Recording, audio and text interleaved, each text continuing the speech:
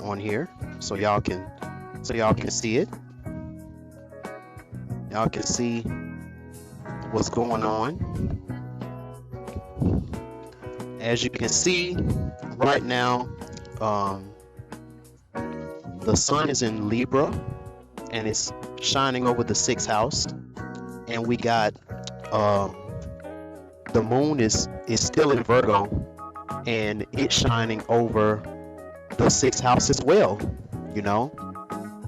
So pretty much what this is going to be talking about, at least for right now, is making your innocence work when it comes to relationships. And one of the biggest things in regards of this subject, it has a lot to do with vulnerability, you know, because you know, when you're working in your innocence, you know, automatically you're put in a constantly vulnerable position. You know, you're constantly being put in a vulnerable you know, type of situation, in a vulnerable type of light, you know. And I can say on a more personal type of note, I don't see how a genuine relationship can even work without both parties being able to be vulnerable with each other, you know.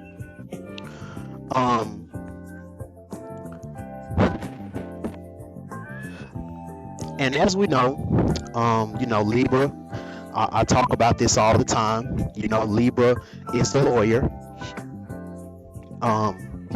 Virgo season was kind of tough, wasn't it? Man, like a lot of crazy things, a lot of craziness going on during Virgo season. You know, as I say every year, you know, Virgo season is the season where you find out who your true friends are. You know, you find out who your true friends are during Virgo season. And also, Virgo season is the last season to claim your innocence, you know, because, you know, the fall starts after Virgo season, you know. Now, this can be the fall or this can be the harvest, you know, but the fall starts after Virgo season. So once we get to Libra season, you know, Libra is the lawyer, and you know, are you gonna have a high powered lawyer, you know, because you've been putting in the work, so you have the currency that's needed to do that, or you know, you haven't been putting in the work, and you're guilty, you know, you're guilty, and you have to end up having a shitty public defender, you know. So that's Libra season. And then once we get into Scorpio, you know, that's the judgment. You know, that's when the sentencing starts. You know, that's when everything gets exposed. Everything gets exposed in Scorpio season. But the thing about it is, if you were paying attention to the devil in the details during Virgo season, then, you know, all the things that ends up getting exposed in Scorpio season, you know, it don't really phase you like that, because you already seen it coming, you know. And you know, so we know that Scorpio season, you know, this is when the transformation is gonna happen. You know, this is when you're gonna find out, you know, whether you're you know, you're innocent, so, you know, you're free to go, or This is when you're going to find out the type of time that you're about to do, the type of sentencing that you're about to have. And then after that, we got Sagittarius season. Sagittarius is a fire sign, but when Sagittarius season happens, it's winter time. Winter has come. So in Sagittarius season, this is when that transformation brings about the new experience. So this is you coming to terms with with what you've done, and this is you looking at this as a learning experience. If you was in a type of situation to where you did wrong, but you did some good, you've done some spiritual work, you've done some good to where even though you was wrong, you was able to get a good lawyer that was able to get you out of trouble. So you better make sure that when this Sagittarius season come, that you're changing your ways and stuff like that. And then with Capricorn season, this is you working in your new in your new transformation, whatever that is. So that's how everything works. But right now we're in Libra season, and right now things are really changing out here. It's funny. It's real funny how spirit works. A few weeks ago, I was telling y'all about how I've been doing a lot of research, within these past few weeks, researching things about the Divine Nine. I've really and this type of stuff, like I don't go out searching for topics. I'm not the type of person to where I'm just looking for topics. Like, these topics just fall in my lap. I'm not out here just this seems nice, let's talk about that. Like, nah, like these topics just fall in my lap. Like, yo, this is what you need to talk about today, or this is what you need to do, this is what you need to start researching on. So I've been talking about the Divine Nine. I've been talking about breaking that down. And the thing about it is, when I talk about the Divine Nine, I'm not gonna talk about it in the same type of. I'm not gonna talk about it in the same type of vein that a lot of Christians are talking about it. Because on that front, everything that you would criticize the Divine Nine for doing, it's the same thing that the Christians do. It's just that y'all are programmed to look at it in a different way. Y'all claim that the Divine Nine has to bow down to an altar. Well, I hate to bust your bubble, but when you're at church and and the pastor is on a raised plane that's higher than you, they call that, when the pastor tells you to come up to the altar so you can give your life to Christ, they call it an altar call. It's the same thing. A lot of the Christians, they talk shit about the different chants and the different dancing and stuff like that you do in the Divine Nine. Well, don't you all chant in church? Don't y'all say different chants at church? They call them hymns, hymnals. Same thing. Praise dancing. I know the churches that I grew up in. There was a specific dance group, and they were called the praise dancers. And Lord, have y'all seen some of these praise dance videos nowadays? They twerking and doing all kind of stuff. So So yeah, I've been doing my research on that. I ended up going to sleep a couple days ago, and I had this dream that when I woke up, the sky was pitch dark, the sky was pitch black, and there was a huge storm that was coming. And when I looked at the sky, the thunder was pink, like the thunder was pink, you know. And so I looked at my phone. It was funny, when I looked at my phone in the dream, it was 8:26 p.m. I was like, oh snap. Like I didn't believe that I was asleep that long, you know. So just by coincidence,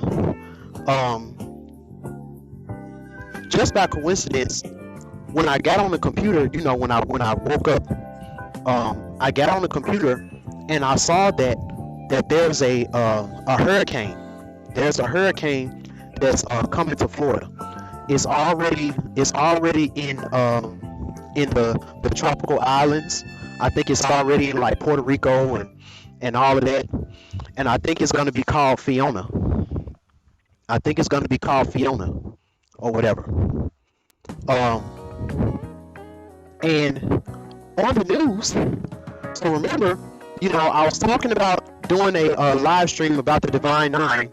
So on the news, they're calling this tropical storm the Depression number 9. It's called the Depression 9. I'm like, bruh, if that ain't no coincidence, I don't know what is. You know, if that ain't no coincidence, I don't know what is. So there's definitely a lot of stuff that's going on, you know. As you all know, you know, they've been talking about supply shortages for a long time. There was almost a major shortage because the people that has to do with like the railroads and stuff like that, you know, they're being mistreated. So they're trying to come up with a deal, and you know, whoever you know, was the head of that, you know, they was at a stalemate for a while. So there was like this rumor saying that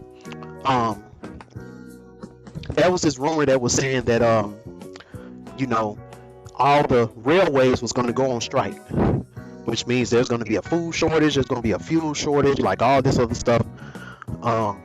You know, so you know, either way, prices on things are going up.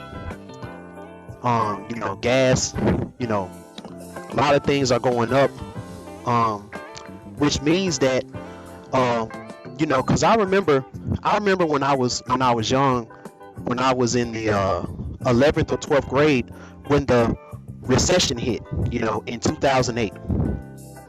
And you know, me and my little brother, we didn't really you know, in our life, I can't truly say that anything changed in our household because of the recession. The reason why I can say that though is because you know, both my mom and dad work. Not only did both my mom and dad work, we all lived in one house together, you know, and there was no arguments and stuff like that about who's gonna pay what bill, you know, who's gonna do this, who's gonna do that, you know. If my dad, you know, if all of his money ended up going to the rent or whatever, you know, there was no fight as far as who gonna pay the light bill, who gonna pay the phone bill, who gonna do this, who gonna do that, you know.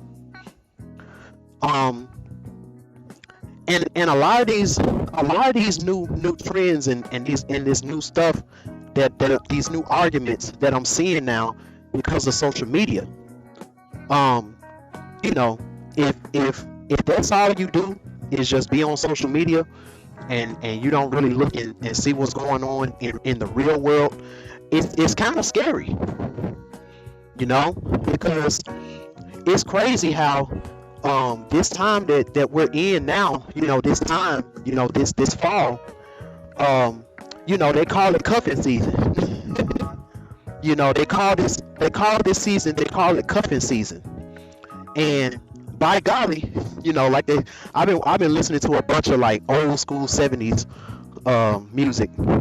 So bet you by golly, wow, if it ain't really been a time, if it ain't been a time for you to to have a family, if it ain't a better time, a more better type of need for you to have a family, for you to have a household right now, I don't know what better time it is than this time.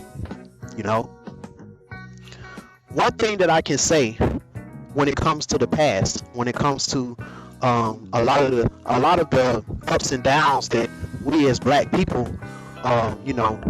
foundational black Americans, whatever you want to call it, one thing I can truly say, for a long time, the reason why we were so strong and we were able to get through a lot of those hardships that we had to go through back in those times where there was some real shit going on, it was because we had strong families.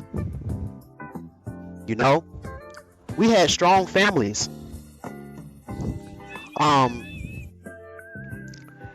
And I know with me, that was a really, really big thing. My mom, she comes from a strong family background. My dad, he comes from a super strong family background. And a lot of them are looking at the kids of the future, along with me and my little brother, to keep that tradition going. Again, tradition. That was another thing that that we held dear. Different traditions that now, it's kind of I'm not gonna say dying, but it's on life support. It's on heavy life support. You got more people now that are single. You got more people now that are single than ever.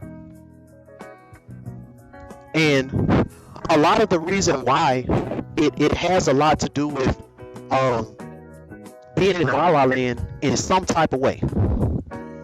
And the reason why we were able to be in La La Land in some type of way, because until these last couple years, we haven't really had like a real big crisis in the world, or at least a crisis that hit our front door, like what happened with the COVID-19. That shook a lot of people.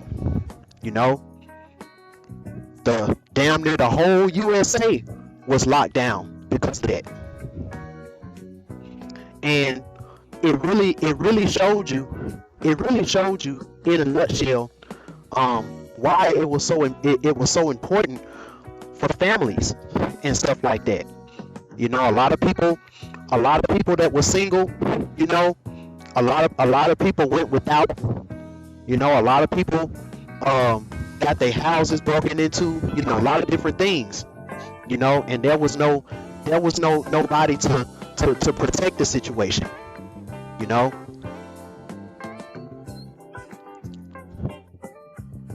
So these are some of the things that's going on. Libra season, this is all about balance, and right now, the main thing that we're trying to balance is what our inner child is trying to express, and also we're trying to balance how we can still have this relationship with our inner child and still be able to be in a healthy relationship with someone else. And in this time that we're in now, I can truly say I've been hearing the word shadow work a lot more frequently than I've been hearing it in the past. And don't worry, my shadow work class will be back.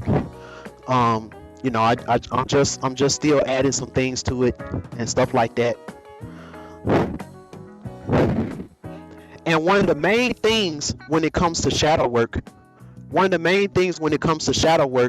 is being able to be in a place where you can be fully vulnerable, so that your inner child can come out. And if you need to cry, you can cry. If you need to throw a little mini temper tantrum, whatever you need to do to get that out, so you can start doing the work. That's a real big thing.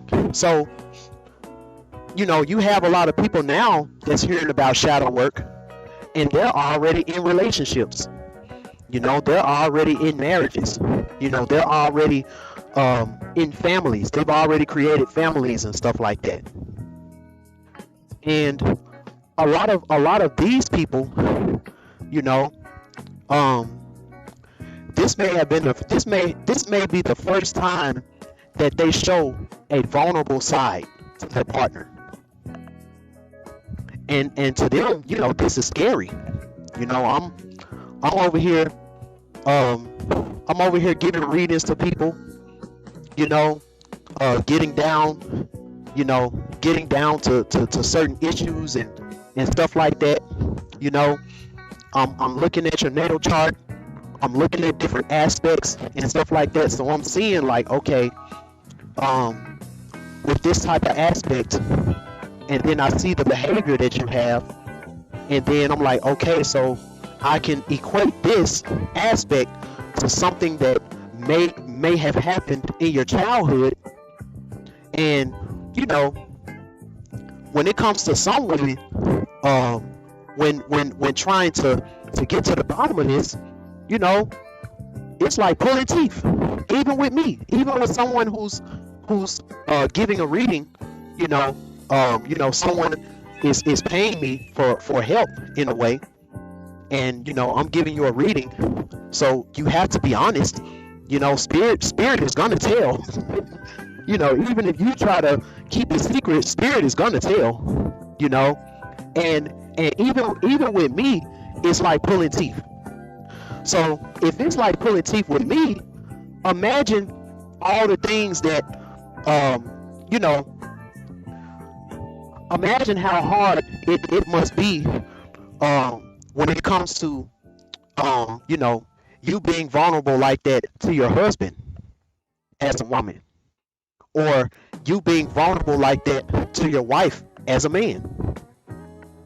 And we've seen those shows, mainly the one that comes to mind is Insecure. There was this episode on Insecure where this guy, he was with this girl, and she really loved him. And so they got to a point in their relationship where they started, wanting to know each other's secrets, different things that they wouldn't tell nobody else. So she was like, yeah, I kissed a girl in college. I didn't think it was nothing wrong with it, and I'm not gay or anything, I just kissed another girl, and that it was that on that.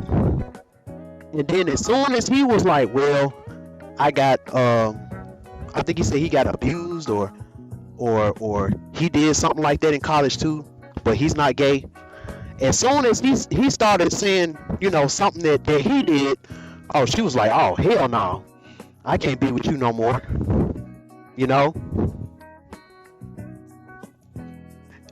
There's a lot of skits about it. There's a lot of people that's and what they say, life imitates art, or art imitates life.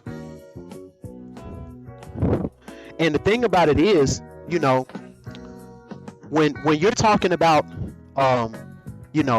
being in a genuine type of relationship that's gonna last a long time and stuff like that, how can you be so sure that you got a long-lasting, ironclad type of relationship How can you be sure of that when, in the back of your mind, you got this lingering type of issue that's going on? And it's like, in order for you to actively do shadow work on this issue, it means that you're going to have to be vulnerable to the person that you feel like cares the most about you. But in the back of your mind, you're like, if I come out and say this out to her or to him or whatever, that might end the relationship.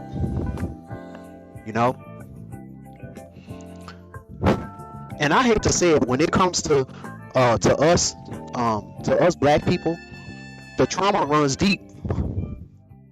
It runs real deep.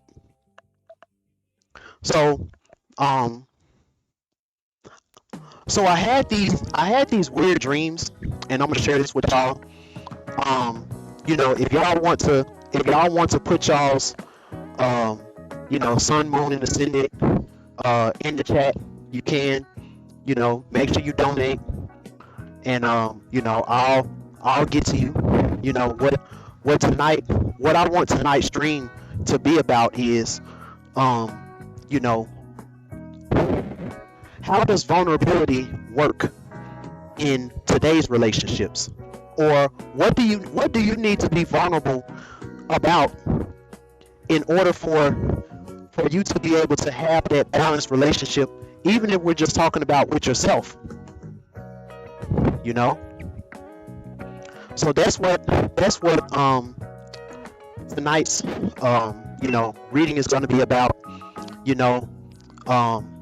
The baby issue and Obanani are in the same house. Now, it might be different, but for right now, the baby issue and Obanani is in the same house. It's a reason why the baby issue, he always has a entrance. He always has a key to go to Obanani's house. Even when she went to the underworld, when she went to the cemetery, the baby issue, he's always able to go and check on Obanani. Him and the baby Oshun, they was like the only two that even that checked on Obanani when she decided to go to the cemetery. We're the ones to keep Obanani's name alive. We're the ones, we're the reason why Obanani is even spoken about. Because when that split happened between Shango and Obanani, they tried to erase her from history. But again, let's talk about this in a more up-to-date type of way. When the notion about it's my prerogative, all the things that the alpha or the quote-unquote alpha males of the 90s brought, I'm a player, I can't just be with one woman, all of these different things. It started to, when music and media, all the things regarding the muse started to change. It started to almost be corny to want to be a wife as a woman. Wanted to, when I grow up, I want to be a wife. The more Oya's influence started to really permeate. The I'm every woman, the strong and independent woman, the feminist woman, the Pambagera, the more and more Obanani's essence started to be forgotten. But it was always the innocent little girls that hasn't been tainted, by the media, which are the baby Oshuns, and also the innocent little boys who love their mother and wishes that one day that he can get married and have him a beautiful wife that reminds him of his loving mother. You know, these are these were the last two archetypes on Earth who you know, who kept Obanani's essence alive. And now a lot of those men are grown, you know, and for the men who don't want to let go of that notion, you know, even though you know, the system of soulless beings have created all of this distraction to make you think that there are no women out here willing to be wives, you know. This is the reason why you're having these men talking about going past the port to go over the seas and find Ada. You know, the mythical dragon that is chained under the ground. You know, the mythical dragon lady that is chained underground, that is underground. You know, looking for Ada. You know, trying to find you know, trying to find Olokun. You know, trying to find you know, the primordial Yemoya essence. You know.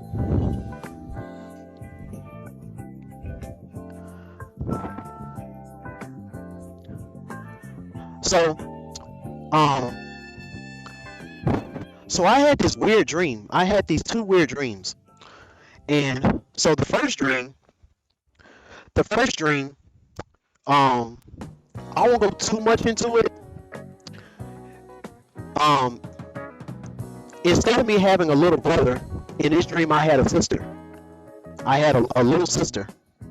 And so the first dream, you know, she was trying to get my attention on something. We was watching TV, and I was ignoring her. I was like, man, leave me alone, leave me alone.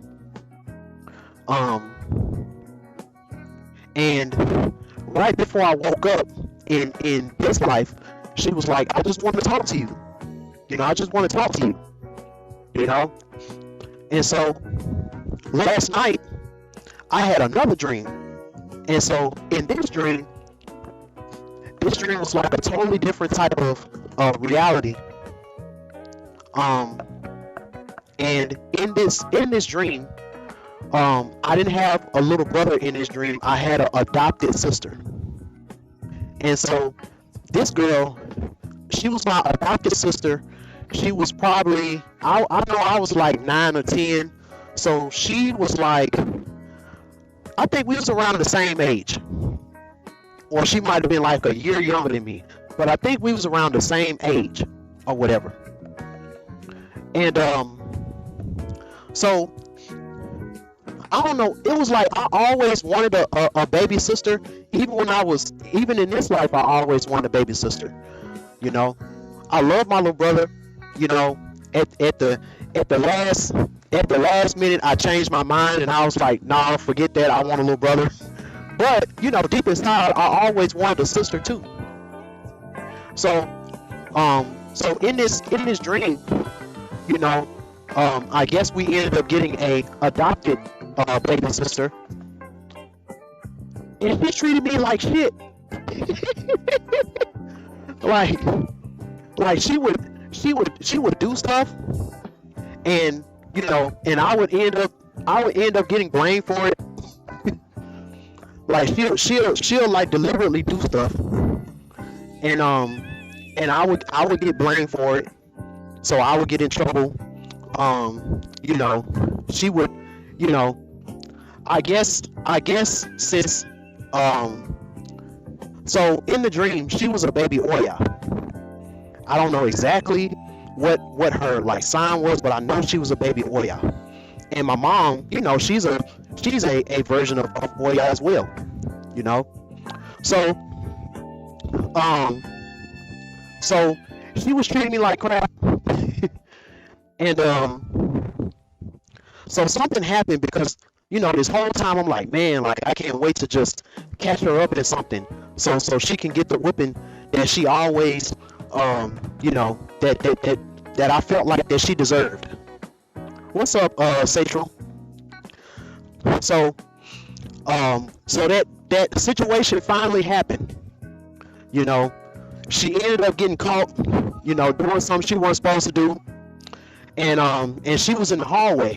And so you know, when I was you know, when I was like 9 or 10 years old, you know, since I still had like an innocence about me, you know, when you're a child, you know, you kind of have like this natural fear of your parents. You know, you kind of have this natural fear of your parents. It's not until you get into your teenage years that fear starts to kind of subside a little bit. You know, because now you got muscles. You know, you get a little tall. You're getting taller than them, and all that type of stuff. So, you know, when my mom got mad at her, I was almost kind of terrified. Like, damn, like, ooh, she finna get it. She finna get it. You know. And so I'm over here peeping around the corner, and I'm looking, and so not only is she like mouthing off, like she cussing, like she mouthing off, you know, not only is she doing that, she's standing toe to toe, like she finna, like in a fighting stance, to my mom. I'm like, oh snap! But in my mind, I'm like, yo, I've never thought, you know. I got a 90s family, you know, 90s family, you know, they still, you know, they still was a little crazy. You know, you don't talk back to your mama, and you don't talk back to your dad, at you know, if you came from a 90s or an 80s type of family, you know, they ain't play that. So I'm like, oh my God, like this is crazy. Like she's standing toe to toe with her, and she's swinging like she trying to hit my mom. You know, and I think she even got a couple licks in or whatever. So now, you know, my mom, you know, now she running around the house. My mom running, trying to catch her. So she ended up running around the living room, running around the kitchen, and she ended up, there's like this door that closes off the kitchen from this other room. So she tried to run through the other room. I ended up running around the other way, and then I pushed her back into the kitchen and locked the door. So my mom ended up catching her and giving her a whipping, you know. Now, while my mom is you know, giving her a whipping, you know, I'm noticing something. Like I'm noticing that she's not crying. Like she just taking it. So I'm like, you know, and remember, this is me in a dream as a little kid. This is all stuff that I've never witnessed before. Like, you know, I'm not one of those black kids that had a white family that I could, you know, go over their house and seeing them talk crap to their mama and, you know, all of that stuff. I didn't see that coming up. You know, all the people that I hung around, you know, their parents meant business. You know, so, you know, I end up opening up the door. She busts through the door, and you know, she got like little tears coming down, but she's not crying. And so I told my mom, I'm like, Mom, like, you know, she ain't learned her lesson. She gonna end up doing it again. Like she's not crying. You know, she's not crying. And so so she looked at me, my adopted sister, she looked at me with these eyes. I'll never forget it. And she was like, I can't cry. She was like, I can't cry, or whatever. She was like, I can't cry. And then I woke up, you know, and I'm like, oh snap, you know. So now I'm thinking about, you know, me, you know, in this dream, because none of this stuff is real. But, you know, this is kind of telling me about some things that a baby Oya has to go through in this world sometimes. You know, me, I'm innocent. You know, I just wanted to love her. You know, I just wanted to have a baby sister and love her. But, you know, I didn't realize why she was acting the way she did. You know, until I woke up. So now I'm in my adult consciousness as a 30-year-old, and I'm thinking, I'm like, yo, like that's not normal. That's not normal. You know, number one, you know, how does she know all of those cussing words? Because my mom, she don't play that. She don't watch She don't watch anything with cursing in it. She don't listen to music with cursing in it. You know. So number one, where did she learn how to curse and do all that stuff? Two, why don't she have a fear? Why don't she have like a healthy fear of authority? Like she was standing up to my mom like you know, like she was just somebody on the street. That comes from somewhere. And then the biggest thing, what happened to her in those other foster homes? You know, because she was like a foster type of girl. You know, she was like a girl that her real family gave her up to for adoption, and she went to a bunch of different foster homes or whatever. And ain't no telling what happened to that girl that made her to where she can't cry. Like when, you know, when she's getting disciplined, you know, she can't cry. So then I started thinking in my mind, you know, I'm like, okay. So, you know, so just imagine, you know, this girl, she haven't been able to cry or show emotion since she was like 8 or 9 years old. You know, imagine what this girl is gonna grow up to be. Imagine what this girl, you know, is gonna grow up to be. You know, as a misunderstood, you know, abused, abandoned type of girl. You know, and then she get introduced to the city girl lifestyle. You know, she get introduced to, you know, all the things that's coming with social media and all of that stuff. You know, she get introduced to the same type of guys that remind her of the trauma that she probably went through. You know, and my mind started just going around. I'm like, wait, I had to think about it, because in my real life, I went to school with some girls. I went to school with girls, and that's how they acted. Like if they really liked you, instead of them like just coming up to you saying I like you or doing like something innocent, like they'll pick on you. Like they'll pick on you, but they actually like you, you know? And then they displayed, you know, when it came to some of my female teachers, there were some little girls that displayed the same type of attitude that the girl in my dream had. You know, and then I find out later on in life that something happened to them as a child, and I was in school with them, and it was like I never understood why, you know, as a elementary school student, like she was so promiscuous. Like she was promiscuous in elementary school, you know. Like we would kind of pick on them and, you know, call them certain names because, you know, back in the 90s, you know, early 90s, you know, being promiscuous, you know, it wasn't looked at in a empowering way back then. You know, you still kind of got ridiculed for, you know, for certain things, you know. So it made me think, you know,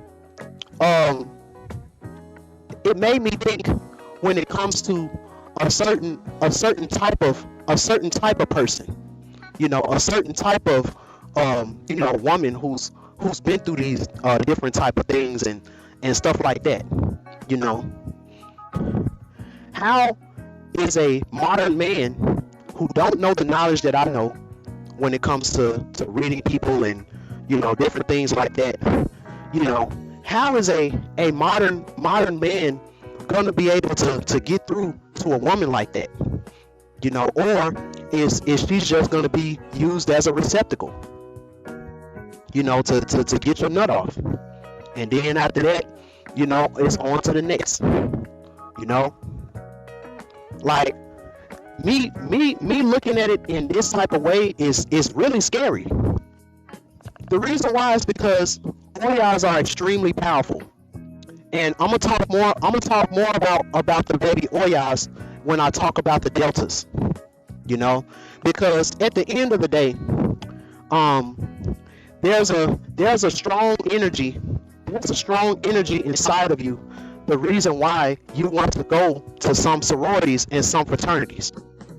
You know, these sororities and fraternities, they're like energy portals. They're like energy portals that you're naturally going to be attracted to it because of certain symbols, because of certain energy, because of certain things that these sororities and fraternities claim that they're representing. You know. Now my gripe, you know, since I got a little inside information, being able to communicate with some of the Bamboo founders, is that it's almost like a thing to where you're getting your soul sucked out of you in a way, and then you're getting your other currency sucked out of you, which is financial currency, and then it's like what you're giving in return is not even nothing for real. You know, what you're giving in return is a good job. You know, what you're giving in return is a place in society to where you can, you know, you can kind of put your nose up. You can kind of turn your nose up at other people, you know, at other people who decided not to go that route.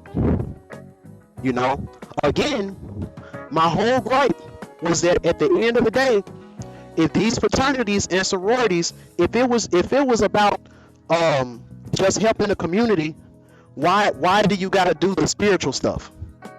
You know, why isn't it just kind of like, you know, when you're in school and you want to be the school president and you kind of do a vote? You know, why isn't it just that? Why you got to do the spiritual stuff along with it? So now you're getting leached in a spiritual way. You know. Now, you know, I wouldn't have no problem. And when I talk to, I'm kind of talk about it a little bit, just a little bit. I was able to go, I'm gonna just say, I was on my Sora shit from Kingdom Hearts. I was able to go to the AKA world. I was able to go to that world and talk to some of the Bamboo founders, because they like little girls. Like when I went to that world, it was like this oasis, kind of like Alice in Wonderland, and there was a whole bunch of little baby girls dancing around making bird noises. You know, they was all dancing around making bird noises or whatever. And you know, and when I kind of walked up to them and started talking, they had like old lady voices. And then I had to look up like, okay, this was one of the founders. Like these are some of the founders, some of the innocent founders of the organization or whatever. And the main thing that I noticed, the main thing that I saw was that you know, these organizations were in their most innocent state in the 1900s. You know, in the early 1900s. Once it got to the 80s, there was a shift. There was a shift that changed. So yeah, once it got to the 80s, it was a shift that changed, and a lot of what you see now is a small. It's like a damn near a shell of what they used to represent in the early 1900s. And since there's so much left out, since there's so much stuff left out, since there's so much that's not being taught and stuff like that, it's the main reason why you got a lot of people you know, that are refusing, and then you got a lot of people that are denouncing. It makes a lot of sense, you know. But you know, at the end of the day, you know, as we can see, you know, Venus is in Virgo, Mercury is in Virgo, you know. So when it comes to love, And Dolo the Pilot, man, he says this a lot of times. He say that, Venus don't like being in Virgo. The reason why Venus doesn't like being in Virgo is because, a lot of times when we think about love, and we think about things in regarding love, we think about it in a Piscean, Taurus, la la land type of thing. And Virgo, he's all about making things work. He's all about a schedule. How can I fit this love into the schedule? Hold on, y'all. Hey, I want to get a refill. Appreciate it. Could I also get a cup of water? Trenta. Appreciate it. Yeah, they're about to close in a minute. But yeah, so when it comes to Virgo, Virgo is all about organization, scheduling, routine, and love don't like working on the schedule. Like, love likes being spontaneous. Love don't like to feel like that they gotta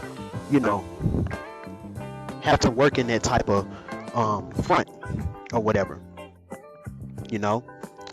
But this is kind of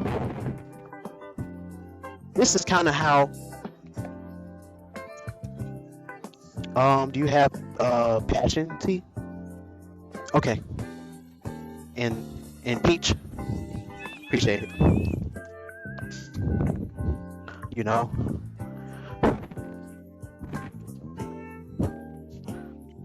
Let me see who we got up in the building. I see we got 3 people up in here. Been live for about an hour. Who all we got in here? What's up? We got Satchel up in here. Who else is in the building? We're talking about vulnerability in relationships. And do y'all feel like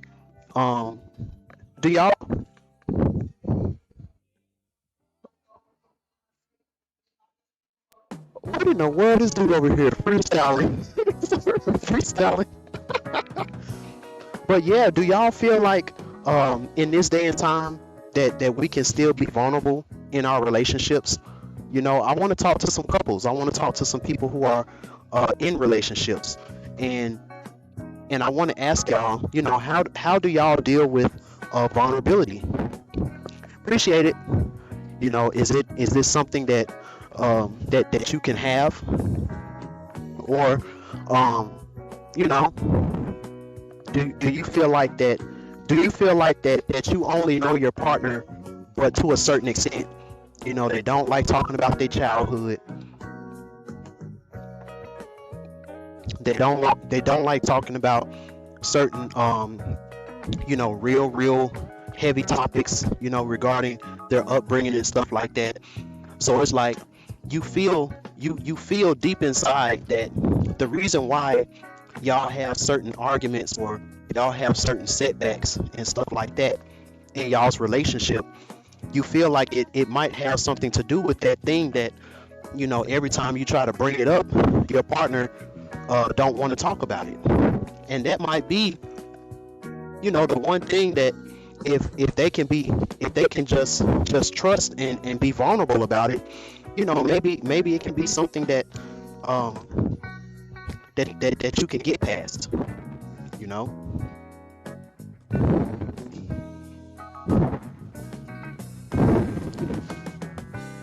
One thing too, when it comes to us, a lot of times, we don't like talking about things like therapy. And I feel like in this day and time that needs to be something that damn near all of us need to be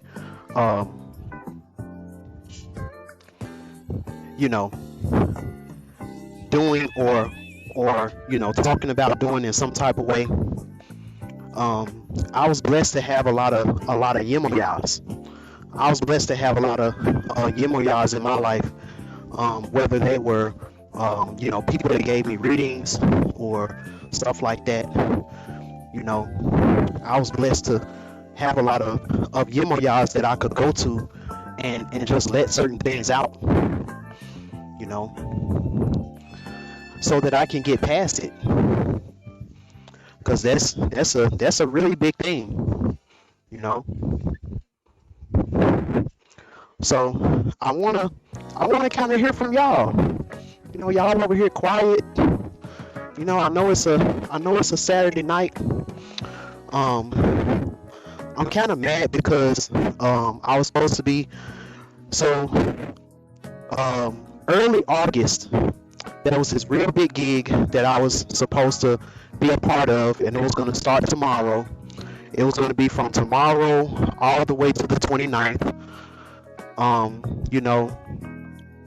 Someone gave me a donation, and someone scheduled a reading, and stuff like that. So that's what gave me the money.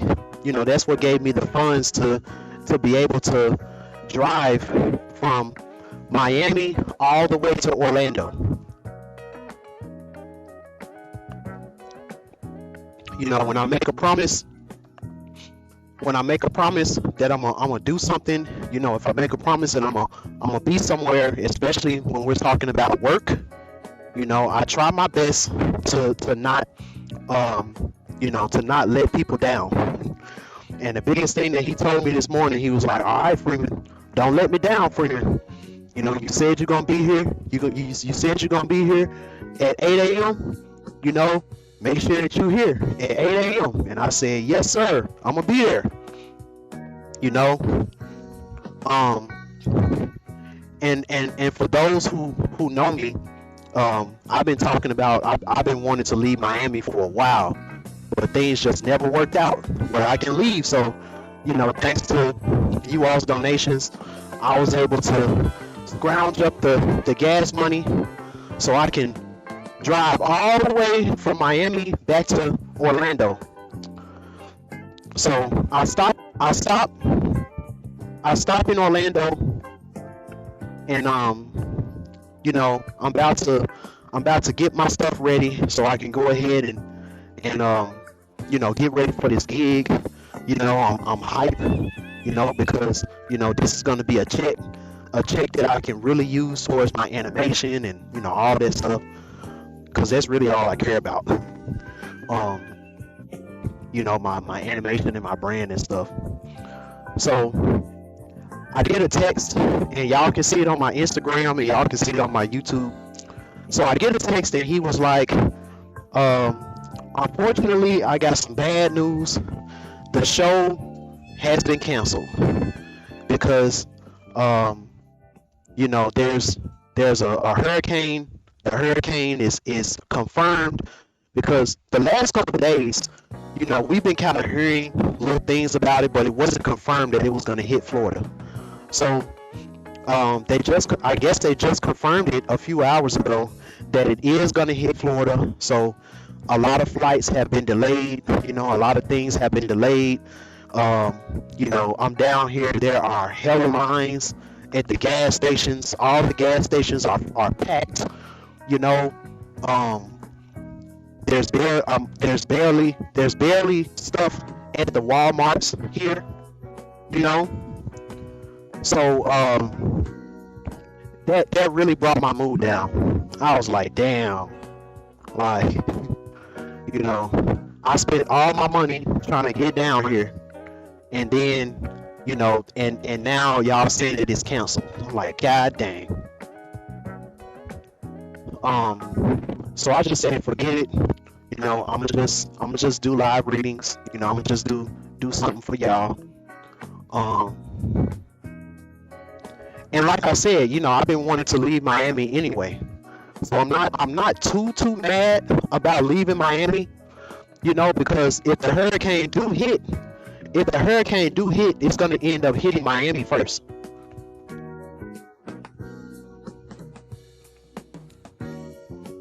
South Florida is going to be where the hurricane is going to hit the worst. A lot of times, the hurricane don't even get to Orlando. You know, by the time it gets to Orlando, it's just like a tropical storm, if even that. You know. Let me see what you said. I don't know what's in the ether right now, but I'm going through something financially right now. I did a job and never got paid. Wow. Yo. That's crazy. Yo, that's crazy. That is crazy. Yeah, man. You know, in these times, it's very pivotal that we help each other in any kind of way that we can. You know, it's pivotal that we help each other. Especially the messengers out here. You know, the people that they kind of put themselves out to get these messages and to give them to y'all and stuff like that. You know, I wouldn't be where I am today. I can't say who, but I wouldn't be where I am today. Oh, are y'all closed now? Oh, okay. But yeah, I can truly say that I wouldn't be where I am today if it wasn't for, like my uncle called them, the faithful few. The faithful few who do believe in me. The faithful few that do donate. You know, I can never be around here acting like I'm just I'm just unappreciated, because I do get donations sometimes, and I do get support sometimes. So I appreciate y'all. I was able to give a reading to this beautiful lady in Holland. You know, it's very rare that I get requests to do readings for people who are outside of the country. So that was amazing. You know, it shows me that I am doing something right. Like we had a really, really good reading. You know, I'm gonna talk to her and see would I be able to post like a little clip so y'all can see it.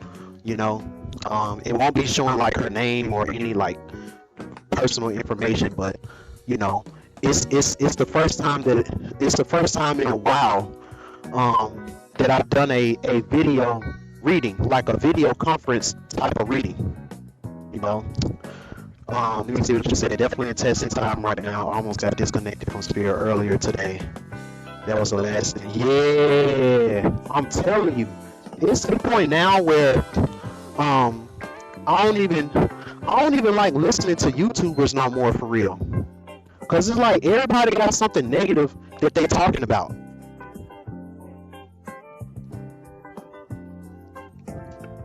Whether it's talking about somebody getting criticized for their opinion, you know, you got DJ Academics getting criticized for his opinion, you know.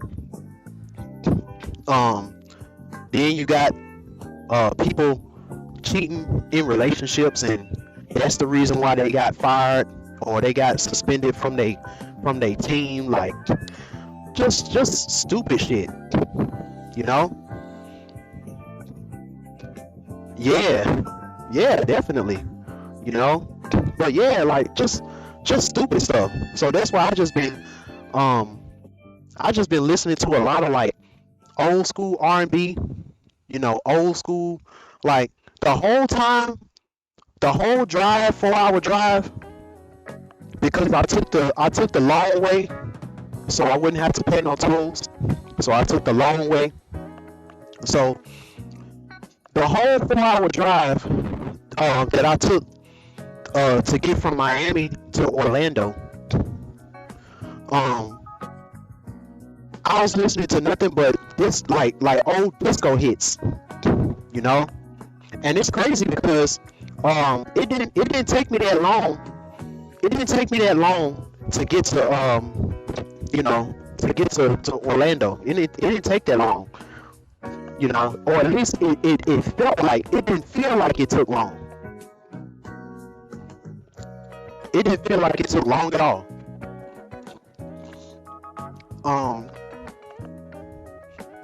Shout out to my Taurus Ocean.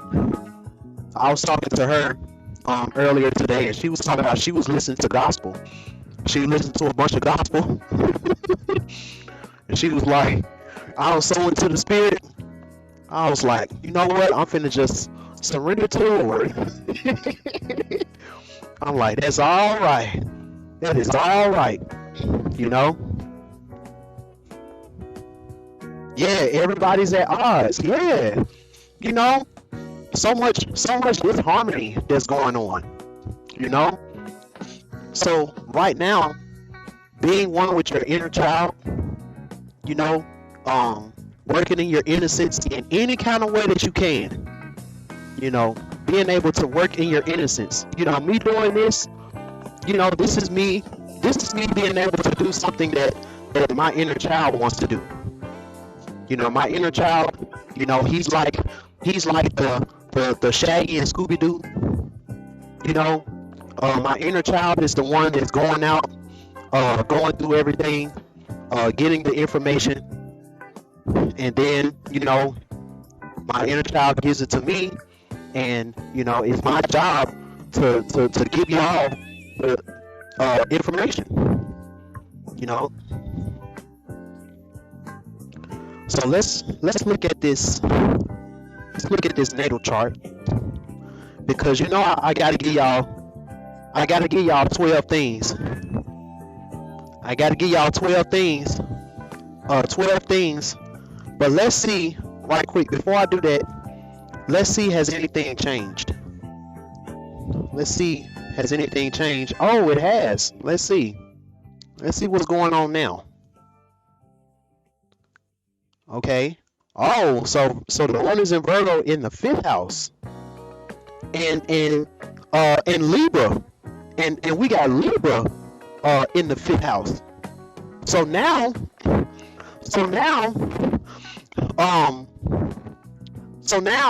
there's a trine going on. There's a Orisha trine going on, you know, because the baby issue and Obanani is in Oshun's house. And let's see, where's Oshun? Where's Leo? Is Leo on our mind? Let me see. Okay, Leo. So our home is where the heart is. So right now, Leo is in the 4th house, which means that, you know, these things that has to do with the 4th house, we know the 4th house deals with home, it deals with family, it deals with roots, it deals with heritage, subconscious patterns, you know. Right now, if you want to be able to have this strong relationship, you know, home has to be where the heart is, you know. And if home is where the heart is, then it's not just left up to the wife to make that, because Cancer is in the mind right now. There's Cancers in the mind. If you got Cancers in the mind, your heart is not going to be lovely. Your home is not going to be a house for love, like that old school song. Your heart is not going to be a house for love if you got Cancers in your mind. Right now, we got to have an old school mindset. In order for home to be where the heart is nowadays, you got to have an old school mindset. You know, the old school mindset to where you know, you got to set the mood. It's your responsibility. It's your responsibility to set the mood. You know, and y'all know, you know, back in the day, what we used to do to set the mood so we can make love at home. You know, it was a lot of imagining. You know, it was a lot of imagination that a lot of childhood imagination that we don't really do no more. Like, we just fuck. Like nowadays, you know, back in the day, it used to be like a thing to where, like, you would, dim the lights. Like sometimes, like if you got a playerific, if you got a playerific setup in your house, if you had a playerific setup in your house, you had special lights in your room. So when a girl came over, you could set the mood like that. You know,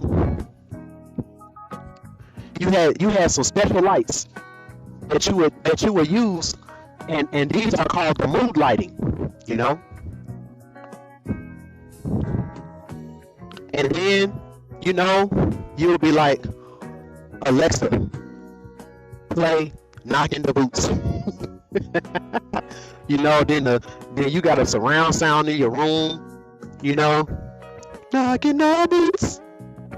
Do do dump that good loud. Knocking the boots.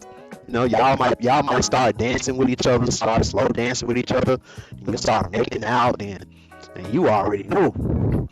See, it's like with me, like it's not with me, it's not hard.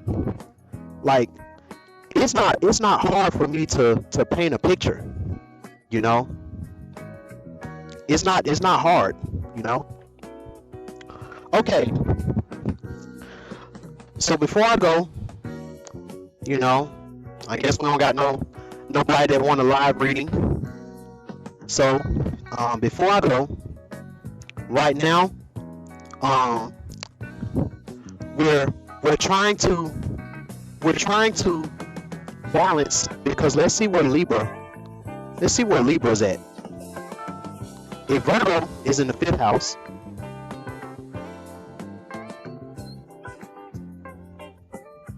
let me see. Oh, 6th house is in Scorpio.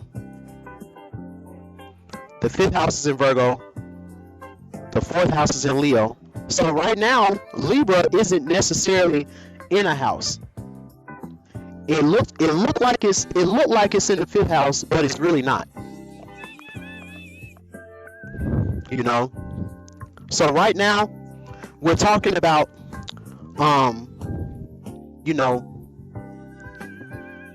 how can you use your inner child? How can you use your inner child to be able to balance your creativity? What are some creative things that you can do to balance out your relationships? Let's just say it like that. What are some creative things that you can analyze, that you can think about, that you can analyze, and these things can help to creatively spruce up your relationship. Let's just say it like that. Okay. So let's see. So we got the Ascendant in Gemini.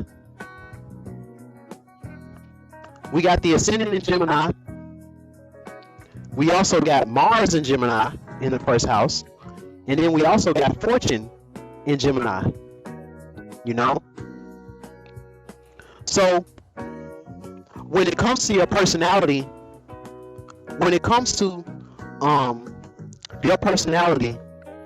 in order for you to be able to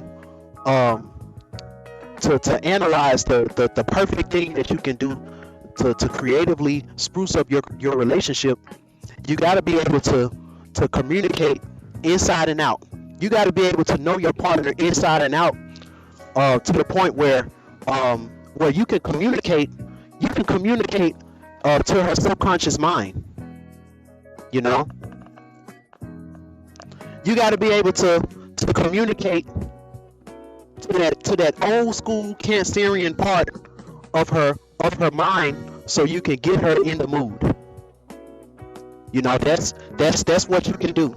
That's the first thing that you can do. And if you got a personality like this, it's not going to be hard for you to keep your relationship creative. Keep it childlike. And these are the type of things to keep that fire always on point. Home is always going to be where the heart is. If you can keep this going, if you can do this. Um, we got fortune in Gemini.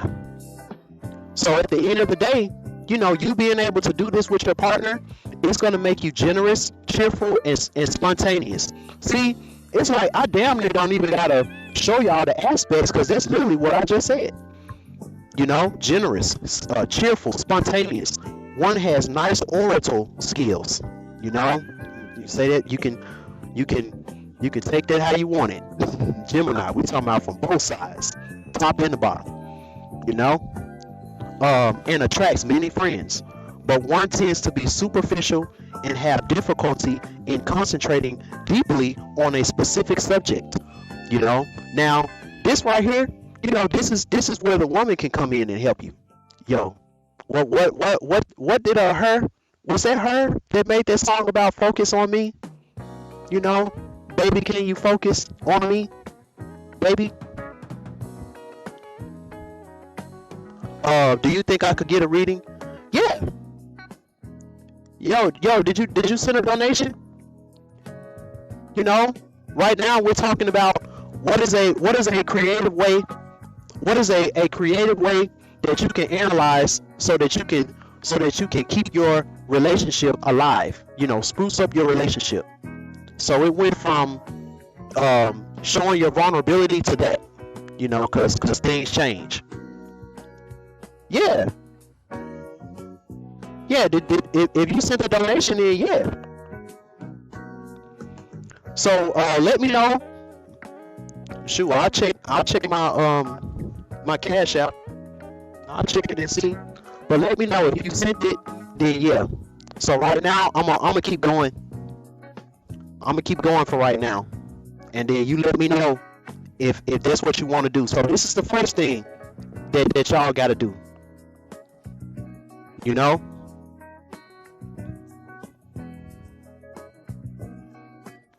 Okay. So what is the second thing that you need to do? You gotta have an old school way in order for you to keep things creative. In order for you, when you're in a relationship, in order for you to keep things creative, in order for you to keep things childlike, in order for you to keep that fire going in your relationship, you got to have an old school way of looking at things like value, things like self-worth, stuff like that. If you're a man, if you're the type of person, you can always change your girl's mood about herself just by you saying certain things, or just by you doing certain things, that you can change her mood. If you can change a woman's mood on how she thinks about herself, bruh,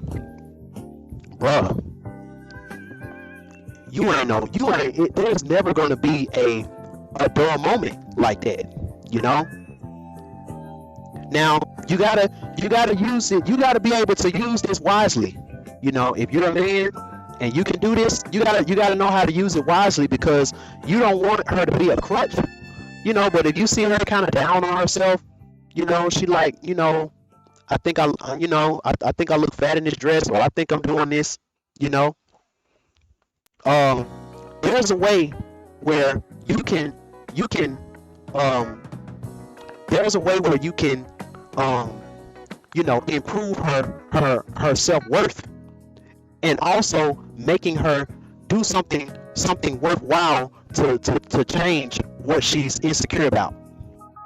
There's a way that you can tell a girl that you need to work out without making it seem like I don't like you no more, or whatever. It's an old Cancerian way, because when you think about it, why is it that your old grandma and your old granddad, you got some old grandmas and some old granddads that still get it on even in their old age.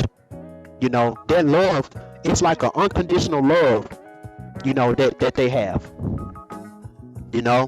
All they gotta do is put on some of that Marvin Gaye, let's get it on, and it's on and popping. So that's the second thing.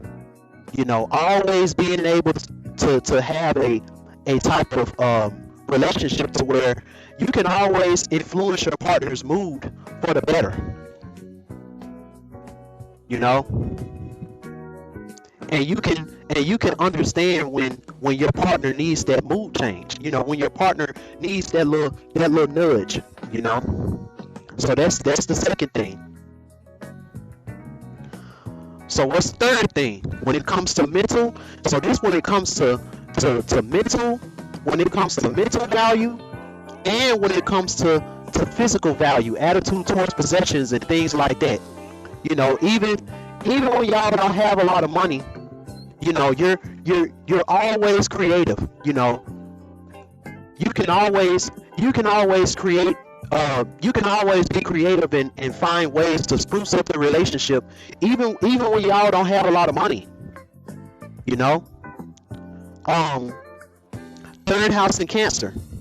You know, mentally, mentally, you gotta have like a grandma. You know, if you're a woman, or a grandpa if you're a man, type of perspective. Um, mentally. You know, you being able to always stimulate your partner mentally and be able to change their mood, being able to communicate in a way where you can change their mood, you know, about whatever, you know. It's like a lot of times a woman will put up a fight, put up like a little fight, you know, a little something something, just to see can you change her mind, you know. And a lot of times, you know, when you can change her mind about something, and it's nowhere intellectual that she can go with you, you know, that's a turn on right there, you know. But it's a sacred art. You know, you gotta talk to your old heads in your family to learn about that sacred art, you know. So when it as long as you can find ways to keep the love in the home, you know, the home is about the heart, not about the wallet. The home is about the heart and not about individual satisfaction. As long as you can keep the heart in the home, you know, you'll always be able to find creative, spontaneous, childlike ways to spruce up your relationship and stay balanced in your relationship. And at the end of the day, with Karis, you know, this is going to make you come off as a independent, courageous, and idealistic character. You know, one pursues noble objectives. Once they are achieved, one remains as generous and honest as before the victory. That's big right there. That's big right there. This degree hails a remarkably brilliant destiny made of altruistic accomplishments and glory. You know, this talks about musicians and poets. You know, again, you know, like I said, you know, as long as you can keep the home, as long as you can keep a loving home base, you'll always be able to find those creative ways where you can, you know, keep your relationship, you know, keep your relationship spicy or whatever, you know.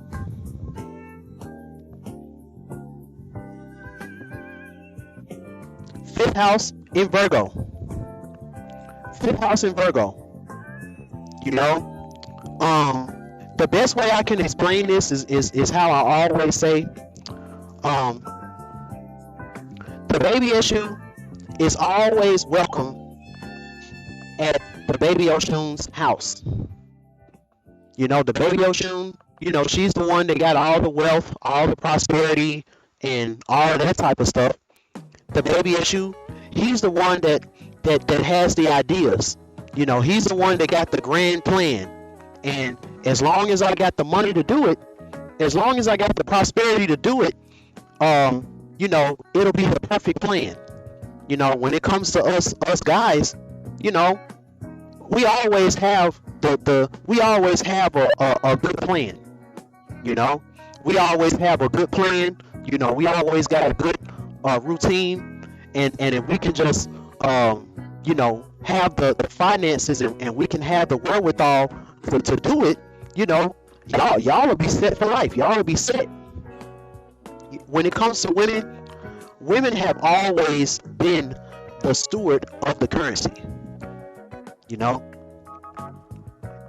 I always talk about this. It's very easy for a woman to get money, especially a baby Oshun who is beautiful.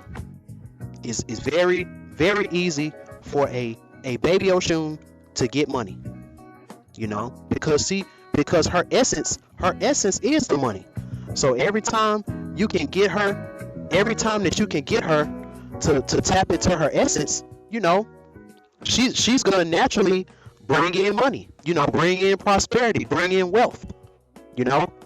So as long as you understand it, and y'all keep that you know, y'all keep that hierarchy or whatever, you know, you'll always be able to have find creative ways to be able to keep the relationship balanced, you know. So we got the 6th house in Scorpio.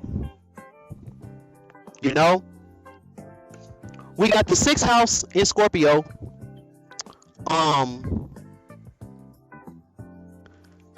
Oya is always getting on Eshu, because Eshu be having a dirty room.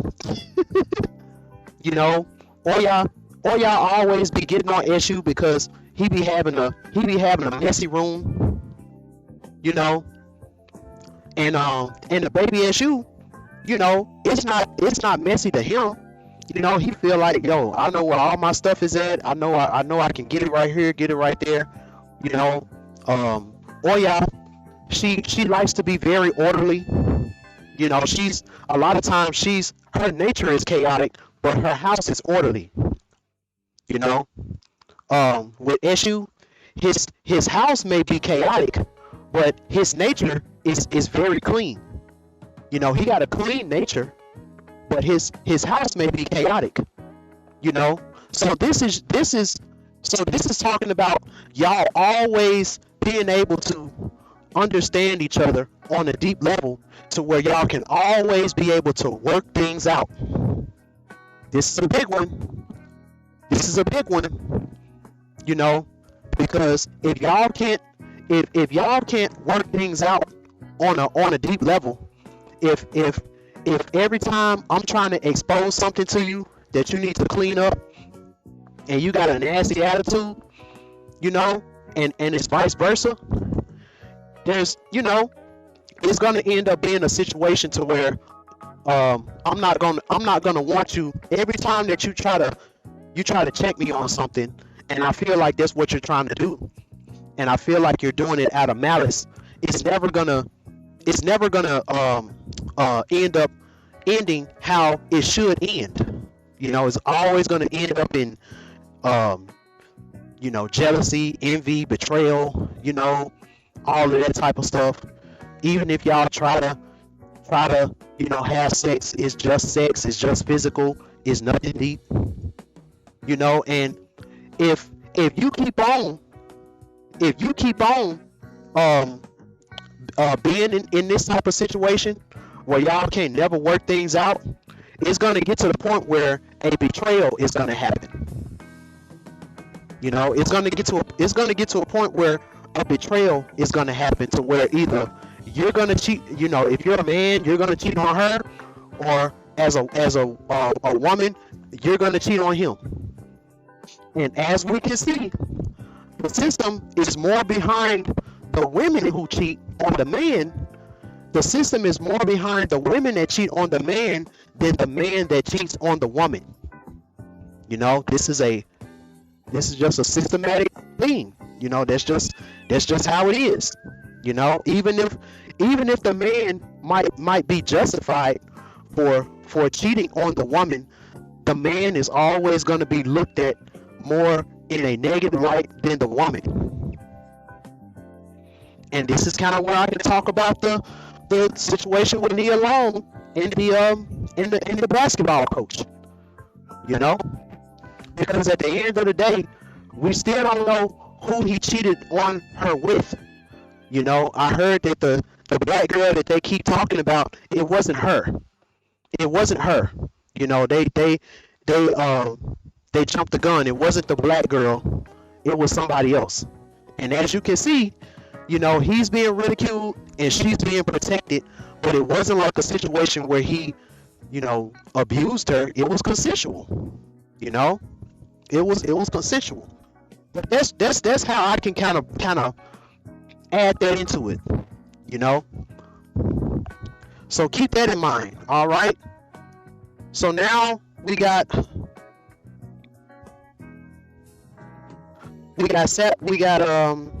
let me see, what's in the 7th house?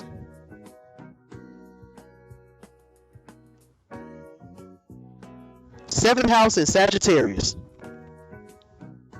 You know?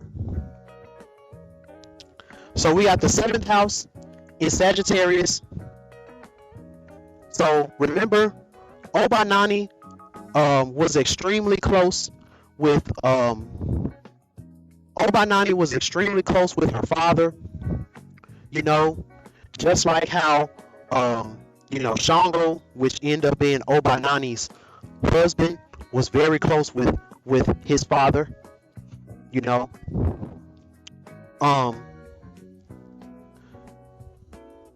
it's a saying that my mom, or that my dad, it's a saying that my dad always says. You know, a family that prays together stays together. A family that prays together sticks together.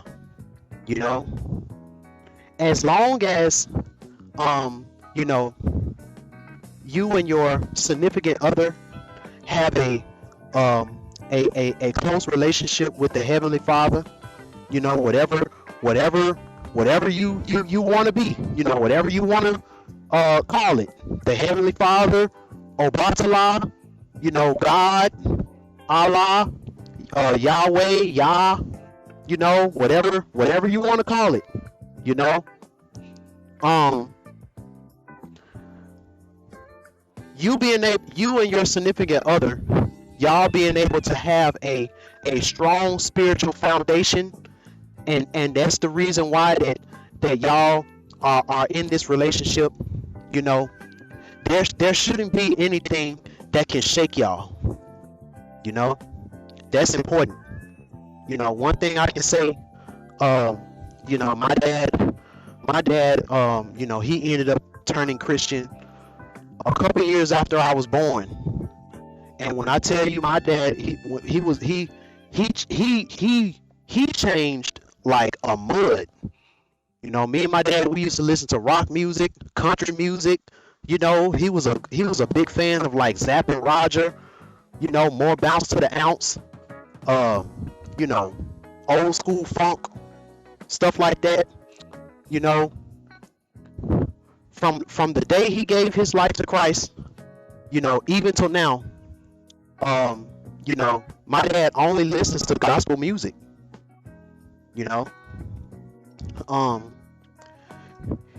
and he was a very huge proponent, proponent of the church. Y'all have a good night, man.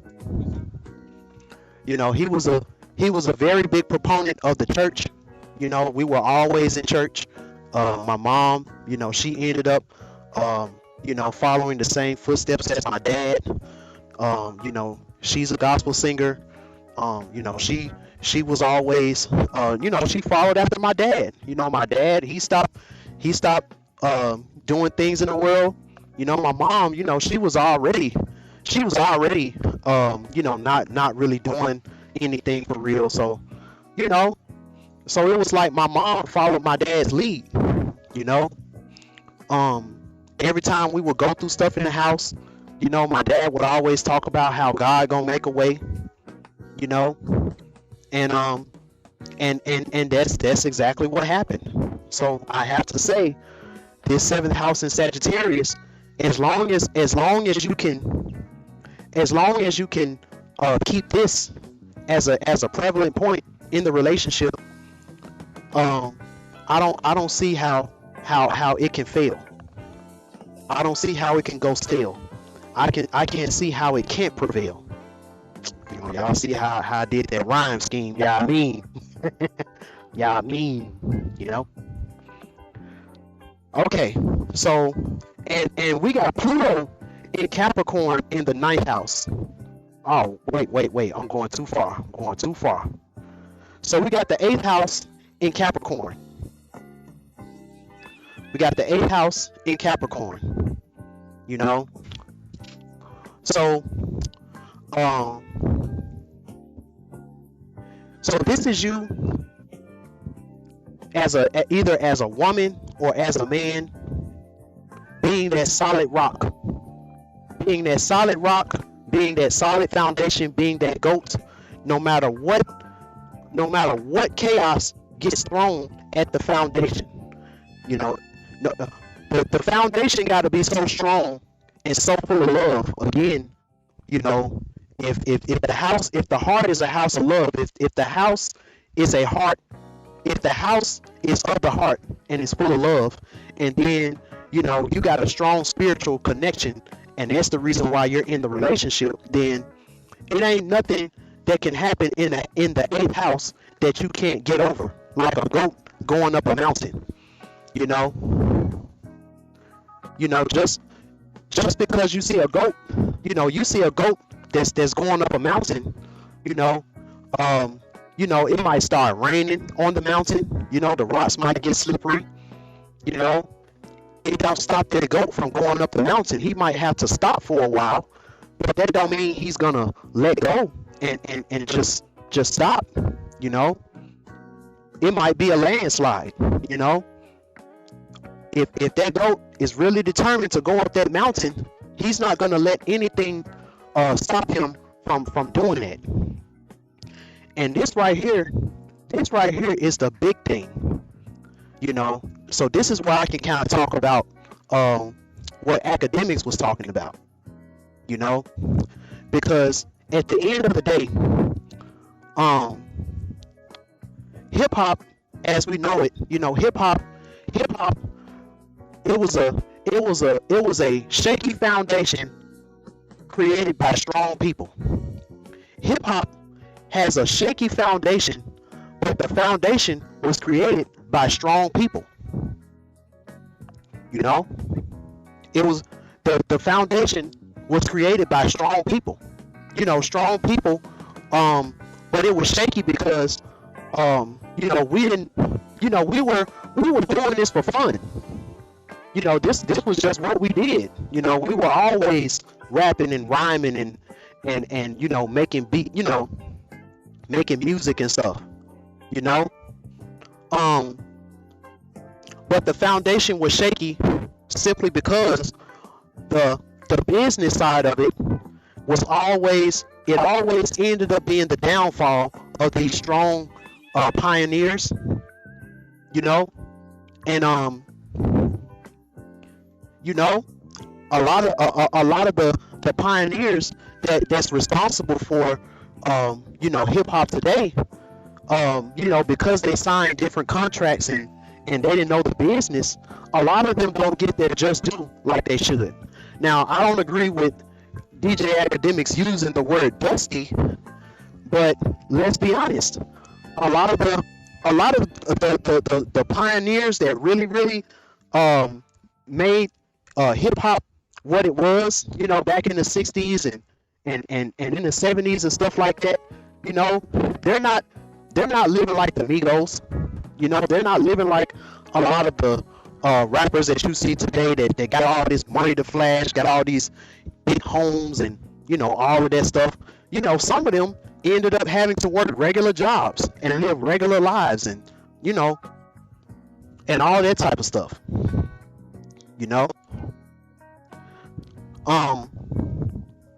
But at the end of the day, you can't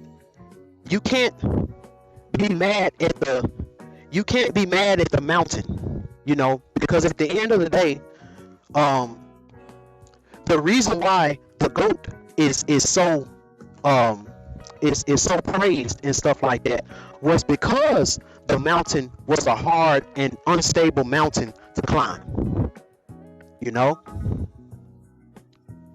and that's why in the future, us in this generation, the last thing we should want to do is to sign a 360 deal. The last thing that we want to do is to put our wherewithal in the hands of the same soulless beings that ended up, financially raping our pioneers.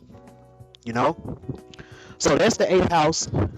Um, you know, being able to have a relationship that's going to stand the test of time. That should be the main the main cause. That should be the main goal. GOAT's goal. So ninth house.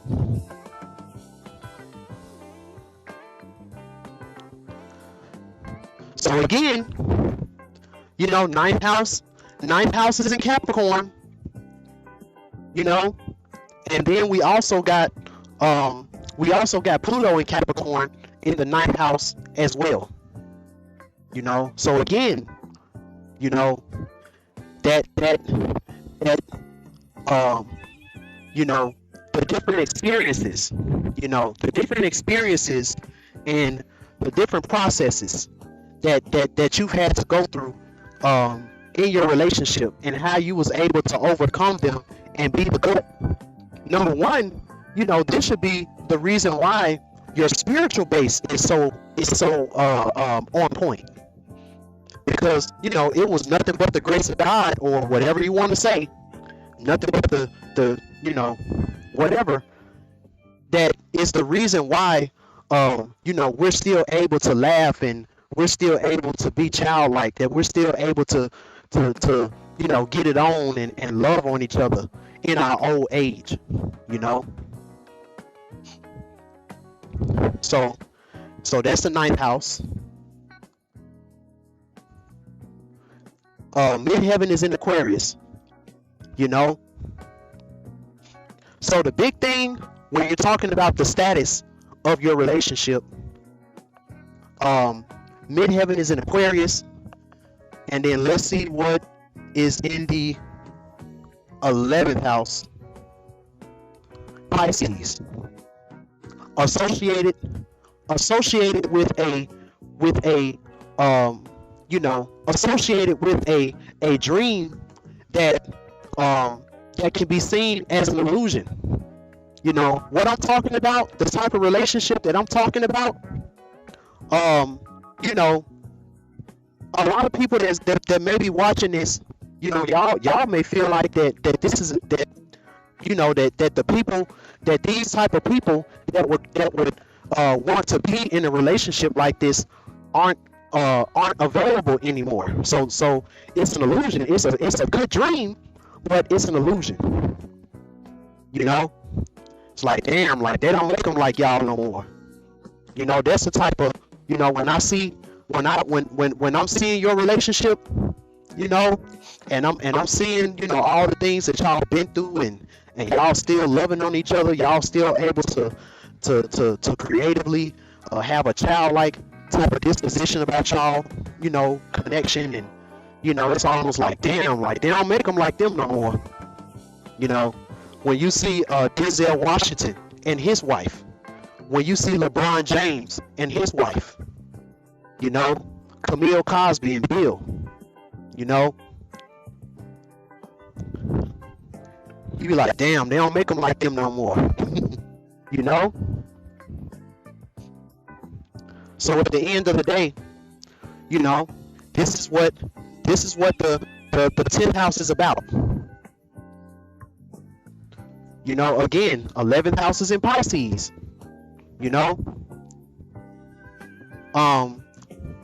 Associated again, associated with dreams.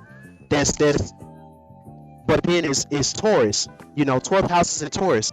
So this is you The reason why you're able to have this childlike disposition, able to have a strong relationship that can stand the test of time, and y'all can always be creative and loving and all of that stuff, is because y'all valued each other's dreams. Y'all valued each other's dreams. Y'all valued each other's goals, because at the end of the day, um, you know, the spiritual base, y'all spiritual base was the same. Was on point, was harmonious. So as long as the spiritual base and stuff like that is harmonious, the things that y'all are trying to accomplish, it won't be hard. It's not going to be super super hard and super out the way. you know and at the end of the day, the North Node in Taurus in the 12th house. This is the value. This is what makes you high value. This is the reason why the husband was always the high value man.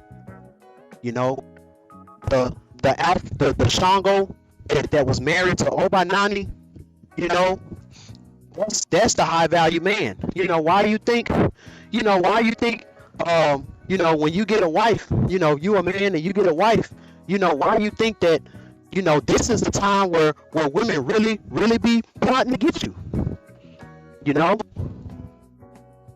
And then when we see that woman and she got that, and she fine and she got that wedding ring on, as guys, we be like, damn, see, another one gone.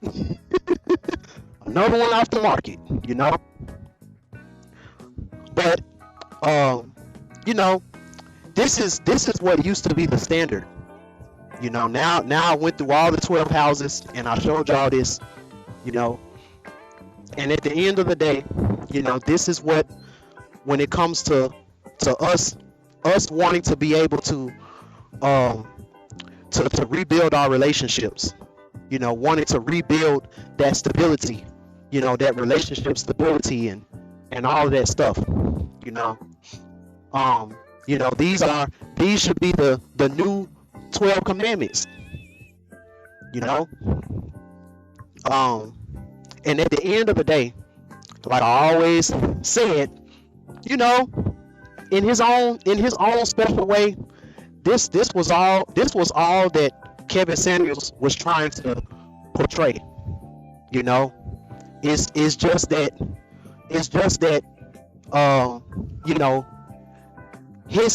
his definition of status, it had to do with the things of this world. It had to do with a certain type of person who went through certain organizations and things like that of this world that deemed them high value. But at the end of the day, it at heart, this was all he was trying to portray. Because and it's not just Kevin. Anyone who has a eye that can see, and a mind to comprehend, can see the times that are coming ahead. And it will behoove you, if you can, if you're a man, to find your Obanani.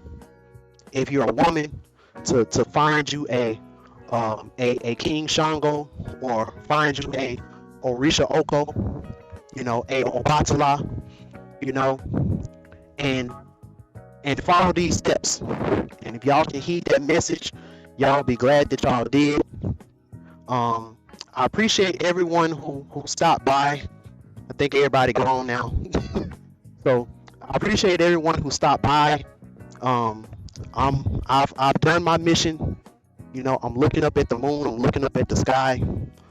I'm showing the Most High that I've done my mission. I've said everything that was on my heart to say about this. So, if y'all want to show me any support, things is a little tight because I came all the way down here and now I'm not gonna be able to work, because it got canceled. So if y'all appreciate what I'm doing and y'all want to support, my Cash App, my PayPal. All of my donation links are always in the description of my videos. You know, if everything permits, I'll go live and talk about breakdown the divine nine. I think the first two organizations that I'm going to tackle is the um, the Alpha Phi Alpha fraternity and the Alpha Kappa Alpha sorority, which is the Alphas and the AKAs. You know, those are going to be the main two because those are the Shango and Oshun sorority and fraternities. You know, so I ain't heard from you, Satchel. So if you still want to get a reading or anything from me, you know, follow me on Instagram. It's BandClap TV on Instagram, and you know, send me a donation, send me a question, and I got you. So until next time, peace. And no matter what, like I always say, you got to stay shining. You got to stay shining.